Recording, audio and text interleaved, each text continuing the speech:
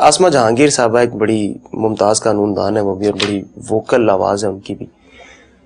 ان کا ایک ریمارک تھا کہ جج جب گاڈ فادر اور سیسیلین مافیا جیسے القابات سے نوازنے لگیں تو پھر جو قانون کی عملداری ہے اور جو قانون کا ایک بے لاگ انصاف کا جو ایک معیار ہے وہ لڑکھڑاتا نظر آنے لگتا ہے.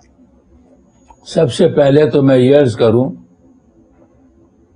کہ اب میں نے بہت ساری ان کے بیانات پر تنقید سنی ہے، اور جس میں ایک تنقید یہ کہی جا رہی ہے کہ یہ کسی اور کا ایجنڈا رکھ کر بیانات دے رہی ہیں، دو اور ادارے مل کر اس سے بیان دلوا رہے ہیں. ہندوستان کا اس سے کوئی تعلق ہے؟ بھارت کا کوئی تعلق ہے؟ میں سب سے پہلے تو اس کی تردید کرنا چاہوں گا.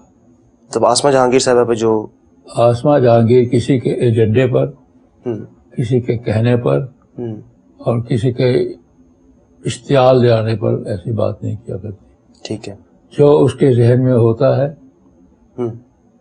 جب اس کو محسوس ہوتا ہے کہ اب مجھے یہ کہہ دینا چاہیے، وہ بلا سوچے سمجھے، بلا کسی کی طرف غور کیے ہوئے اپنی بات کہہ دیتی ہے. درست. اور اس کی دراصل اگر کوئی بہت بڑی اچھائی ہے اس کے اندر تو وہ یہی ہے کہ وہ دل کی بات لے آتی ہے باہر. ٹھیک. اگر کوئی اعتراض کر سکتا ہے، جس سے میں ابھی نہیں کہوں گا کہ وہ اعتراض کر سکتا ہے یا نہیں، تو وہ الفاظ کا چناؤ ہے. ایک اچھا وکیل، وہ بھی اچھی وکیل ہیں، جو عدالت کا احترام کرتی ہوں، اور وہ کہتی ہیں مجھے عدالت کا بڑا احترام ہے، اور واقعی کرتی ہیں. عدالت کو بحال کرنے میں جو کام انہوں نے بھی پورا حصہ لیا، وہ اس چیز کا ثبوت ہے. ان کو جج صاحب کے متعلق اگر کوئی سچ بات بھی کہنی ہے تو یہ ہم تمام وکلا صاحبان کا طریقہ کار ہے، اور یہ نیشنل انٹرسٹ میں ہے کہ بات تو ضرور کہہ دیں، لیکن اس انداز میں کہیں کہ عدلیہ کے انسٹیٹیوشن کی حیثیت میں اس کی توقیر قائم رہے، اس کی تحقیر نہ ہو. درست.